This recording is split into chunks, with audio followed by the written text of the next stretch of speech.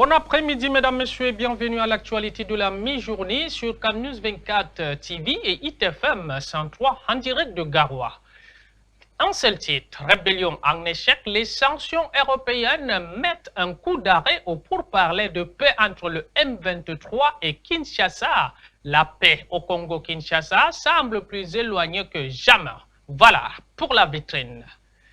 Mesdames, Messieurs, une fois de plus, bienvenue dans ce 13h sur Cannews 24 et ITFM 103 émettant depuis Garoua.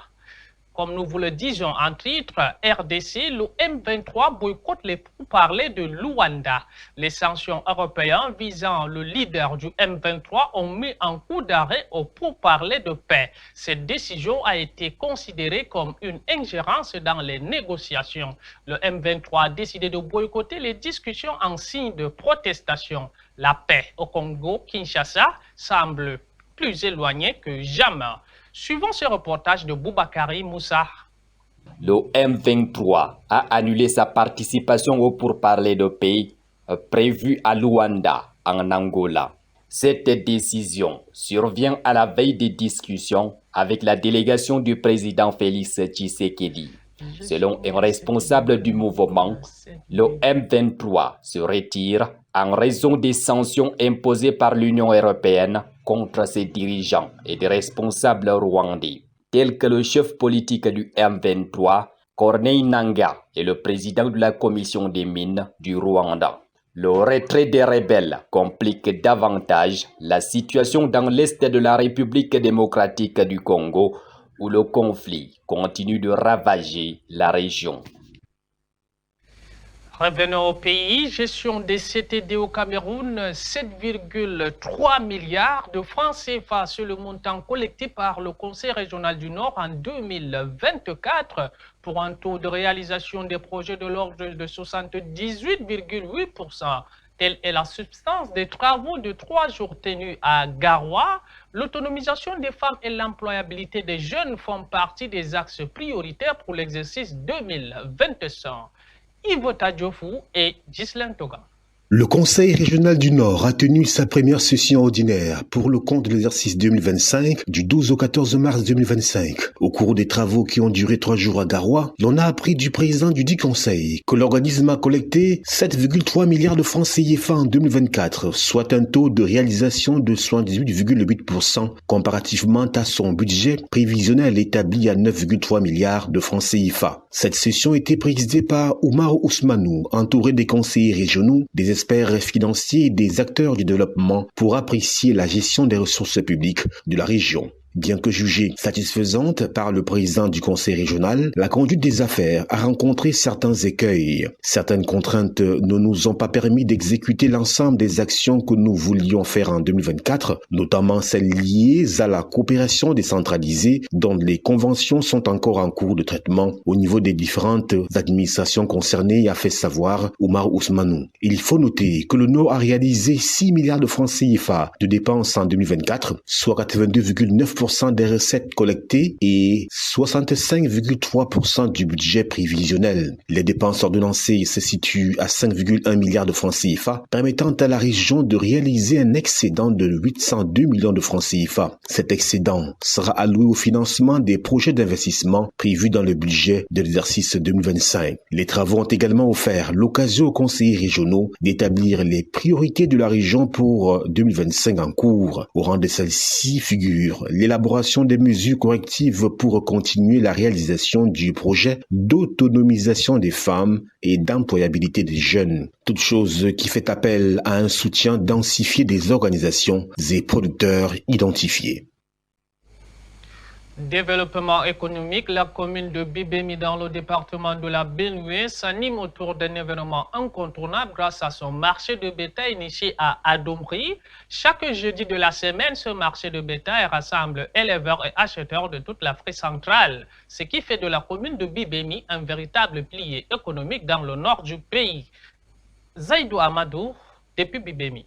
Chaque jeudi, au cœur de la commune de Bibemi, se déroule un événement incontournable qui attire éleveurs et acheteurs. Le marché de bétail, point de convergence des éleveurs de bœufs de l'Afrique centrale. Ce marché est devenu un véritable pilier économique pour la région. Plus de 500 têtes de bœufs y sont vendues chaque semaine, faisant du marché d'Adomri l'un des plus importants de la région. Les éleveurs venus des 4 coins de l'Afrique centrale se rassemblent ici pour proposer leur cheptel aux acheteurs en quête de bétail. Du côté des acheteurs, les motivations sont diverses. Certains cherchent à se ravitailler pour leur propre élevage, tandis que d'autres envisagent la revente dans d'autres marchés. C'est un marché de vivre, je peux dire, passer les environnants, Malopé, Badarmé, voilà, tout ils vivent de ce marché. Et ce marché aussi, la mairie profite aussi de ce marché. L'ambiance au marché est vibrante, rythmée par les cris de vendeurs et les discussions animées entre acheteurs et éleveurs. Ce lieu devient alors un véritable carrefour d'échanges culturels et économiques où chacun joue un rôle essentiel dans le tissu social et économique de Bibemi. Les autorités locales sont conscientes de l'importance vitale du marché pour la commune. Le marché de bétail de Bibemi ne se limite pas à une simple transaction commerciale, il incarne une tradition vivante et dynamique qui soutient l'économie locale et favorise le lien social entre les acteurs du secteur. Chaque jeudi de la semaine, Bibemi se transforme ainsi en une véritable place forte du commerce bovin en Afrique centrale.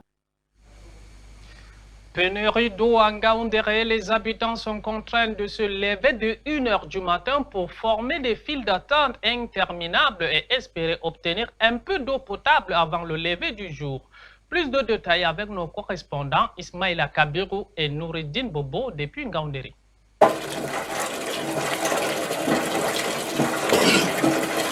À 3 h du matin, le quartier Yoko, dans le premier arrondissement de Ngaoundéré, s'anime d'une agitation inhabituelle. Le forage à motricité humaine, unique point d'eau du secteur, devient un lieu de rassemblement où femmes, enfants et hommes patientent pour chaque goutte d'eau. Les puits et autres sources autrefois fiables sont désormais à sec. Ici, l'espoir d'obtenir de l'eau potable exige une attente de plus de 2 heures. Le sommet est devenu un luxe réservé à une minorité privilégiée. Ce matin, Abdoulaziz arrive à 4 heures, déjà en retard. Son tour ne deviendra qu'après de longues heures d'attente. Nous sommes actuellement au quartier Yoko et vous voyez, nous sommes là, on s'est réveillé à 4 heures pour venir chercher l'eau. Nous avons tellement de difficultés de trouver l'eau et les gens passent toute la nuit à puiser actuellement où je me trouve. Même si tu viens à quelle heure, et il y a toujours les gens pour chercher l'eau.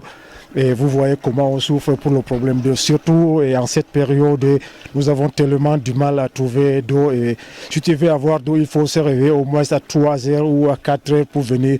Je me suis venu à 4 heures, mais je trouve qu'il y a beaucoup de gens devant moi. Je suis obligé de patienter, attendre jusqu'à par exemple 7 heures, 8 heures. Et dans la journée même, tu ne peux pas venir trouver l'eau. La rareté d'eau engendre des tensions. Mais ce matin, l'atmosphère est plus calme. Les usagers patients assis à même le sol, chacun partageant son expérience et son désespoir face à cette situation difficile. Ça nous dérange. Ils ne veulent pas parler, oui, le mari qui vous amène à l'eau. C'est ça. On ne peut pas préparer sans l'eau. Même les travaux, les petites choses, on ne peut pas faire sans l'eau. L'eau, c'est la vie. L'eau, c'est la vie. On souffre ici, là. Les hommes comme les femmes passent la nuit au forage. Par exemple, moi, depuis 1 h 30, je suis je n'arrive pas à trouver de l'eau. Mais voici. Les habitants de Yoko se disent abandonnés, pointant du doigt l'inaction des élus locaux. Leur priorité, obtenir de l'eau, peu importe sa qualité. De nombreux quartiers de la capitale régionale de l'Adamawa vivent la même crise. En sport, éliminatoire de la Coupe du Monde 2026, les Lions indomptables sont désormais deuxièmes de la poule D après leur match nul contre Eswatini mercredi dernier en Afrique du Sud. Un score de parité qui trouve sa raison dans la mauvaise organisation du voyage pour l'Afrique du Sud. Certains acteurs évoquent ici les causes de ce fiasco. Nos correspondants Aline Dida et Michel Ateba ont fait une compilation. Deuxième du groupe D avant la réception de la Libye mardi prochain, les Lions indomptables du Cameroun ont essuyé un revers contre les Swatini lors de la 5e journée en Afrique du Sud. Moi, j'interpelle mon petit frère Abouaka Vincent. Abouaka, tu sais l'amour que j'ai pour toi. Tu sais le respect que j'ai pour toi. Ngamale, j'ai lu quelque part où tu as écrit en disant que tu en as marre et que tu ne parles pas. J'ai envie de te demander, mais tu as parlé quand? Tu as parlé quand? Quand est-ce que vous, les joueurs, vous allez prendre la parole pour dire la vérité? Parce que vous connaissez la vérité. Parti de la capitale avec quelques problèmes liés au voyage, l'équipe n'a pas réussi à battre le dernier du groupe. Il y a des choses avant, on n'était pas dans la moyenne d'entraîner ensemble. On a 4 nouveaux joueurs, je n'ai pas vu sur le terrain. Il n'y a pas une interaction avec le nouveau et les autres. On était bloqués, pas par hasard, mais qu'est-ce que je dois penser de ça? Mais 24 heures à l'aéroport, on était bloqués là-bas. Bien sûr, je pense que quand on te met dans un aéroport et tu ne peux pas bouger, à la fin tu viens fatigué. Et ça s'est arrivé avec tout le monde. Pas de conférence de presse d'avant-match, pas d'entraînement. Encore moins la reconnaissance du stade. Les poulains du Belge Marc-Peter Brice ont peiné à tenir sur le terrain. Même les supporters adverses ont pu le remarquer. Je crois que les Camerounais, ils ont un petit problème de fatigue. La fatigue, ils sont arrivés mardi. Le match était aujourd'hui, donc ils n'ont pas trouvé de temps de rester. C'était un peu difficile, le Camerounais. Pour le moment, pour la Swatini, c'était un beau match, 0-0. Donc c'est un point. On croit qu'on est motivé. On va jouer avec Mauritius dimanche. Ça va être un bon match.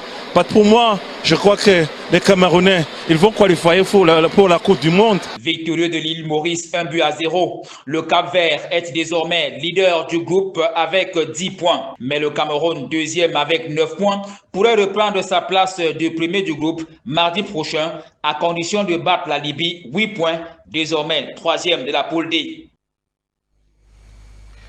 Une femme peut être à la fois une amie ou une ennemie, mais jamais les deux en même temps. Sauf si vous oubliez la date de son anniversaire. Dans ce cas, elle deviendra les deux à la fois. Merci, mesdames, messieurs, de nous avoir suivis sur Camnews 24 TV et ITFM 103 depuis Garoua. On jarama.